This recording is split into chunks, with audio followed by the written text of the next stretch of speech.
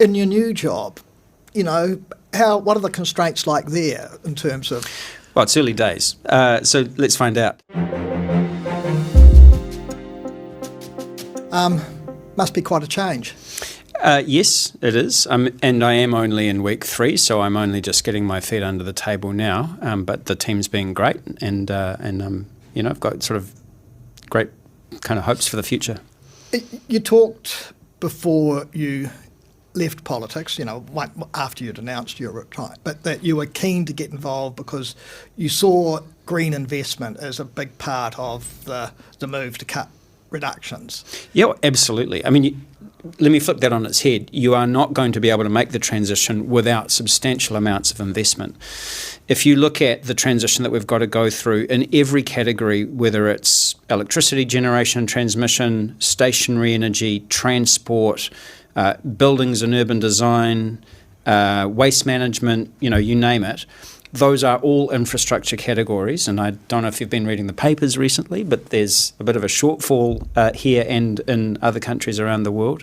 So you're talking about essentially the world's biggest asset replacement program, and so in every part of the climate challenge, ultimately much of it comes down to infrastructure and investment.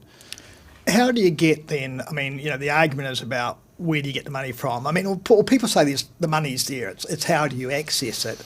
So what do you need in place in terms of the rules or that ensure that the investment starts flowing to the right sorts of places? Well, I mean, the answer to that's probably different in different parts of the world. But one thing I noticed as a minister, if I was attending, the big UN climate conferences every year, there were enormous pools of capital that were looking to support the transition, to invest in the transition.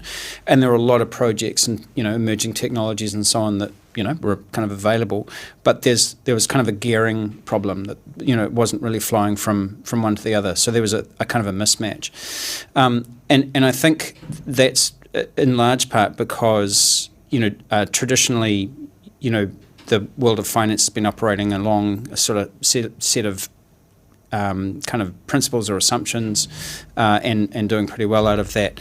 And whilst some of this is new technology, but a lot of it's been around for donkey's years, wind turbines and solar panels are 60, 70, 80-year-old technology that just keeps getting better and better, that the business models that are emerging are quite disruptive. And so I think we're kind of in one of those states of flux where whilst people kind of think, yes, there are investment propositions to be made there,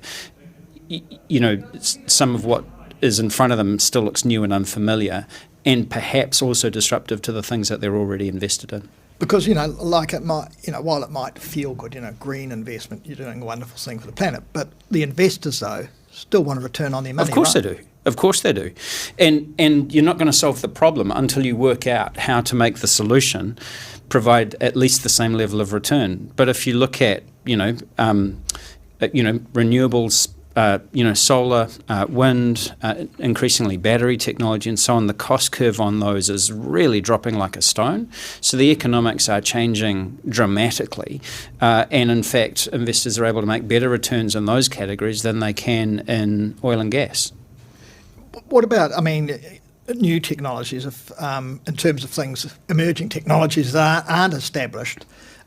Where's the investment? Are people interested in investing in stuff that is unproven yet? Or? They are, and there's a lot going on around the world here. In New Zealand, the kind of venture capital markets or the early stage investment is still pretty thin, not from a lack of projects that are interesting and could be world beating, but just because our history is we don't kind of do much of that stuff here, which is a real shame because I think we're missing the boat as a country on that. But you can see people getting into, clean tech, early stage investment, at an extraordinary rate around the world, and there's some great new stuff. The one caveat that I've got is that if you're coming at this from the lens of wanting to solve climate change, there is already quite a lot that we can do with existing technologies, but we need to scale them up, right? So you need to massively increase the amount of renewable energy generation. You need to kind of fix the transmission system so that it can, kind of sustain a new way of doing business. And you need to invest in the emerging technologies. But I wouldn't bank on fixing the problem entirely through new technologies because, as we know, some of those, may well not turn out or they'll take longer than we need. And because there's so much that we can do with what we've already got that already works. I mean, the coalition government's put out their emissions reduction or draft emissions reduction plan this week. A lot of focus on trying to attract a lot more private investment into all of that. Is that a credible sort of? Well, yes, it is. And I would argue that you're not going to solve the problem without private investment. It's in fact why, once I left Parliament, I decided to join the kind of investment community because, that for me, the work that I was doing as a minister, a lot of that had to do with redirecting capital flows away from the kind of dirty old economy and towards the green new economy, much more than I'd anticipated. That actually ended up being where much of my work ended up being about. So it was sort of a natural progression for me to go, into the investment community to kind of essentially try and actually make it happen on the ground. Often been a lot of commentary around the ETS and the difficulties of that. I mean, how important is it to get the settings right so that provides the incentives for that? Hugely. And you can see the kind of uncertainty in the market over the last few years where, I think we hit a high of something like $90 a tonne. That was starting to induce real change. It probably needs to get higher than that to really get things going. But, over the course of the last few years, the trend has been downwards and it's now trading around $50 a tonne. And that's not really enough to incentivise those polluting companies to kind of make the big capital investments that they need to make to transition. I mean, I think it's fair to say that you got frustrated at times as a minister in terms of the political constraints that were put on you in terms of what you might have done if you'd been left completely to your own devices. In your new job, what are the constraints like there in terms of? Well, it's early days, so let's find out. I'm with an organisation that has been very, very successful in New Zealand, Australia and around the world. And they've kind of done that because they've got a way of doing it. So, one of the constraints will be I'm going to have to work with the system that I'm in, but that's nothing kind of new to me. They are looking for kind of what's next and what's emerging and, want to be part of the solution. And if you look at the kind of projects that, Morrison's invested in around the world, they've got a huge amount going on in renewables, for example, and in carbon dioxide removals from the atmosphere and so on. So there's kind of a base to work from there.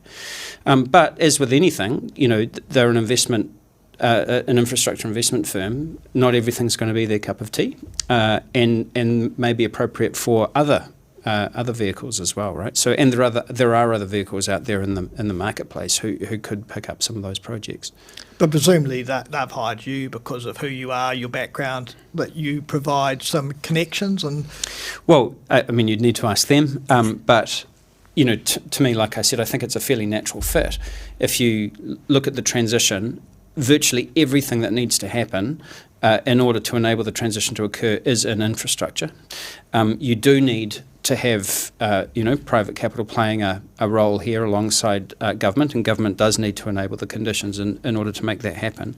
So in that sense, it's a very natural fit. For more content just like this and all the latest business and political news, head over to mbr.co.nz.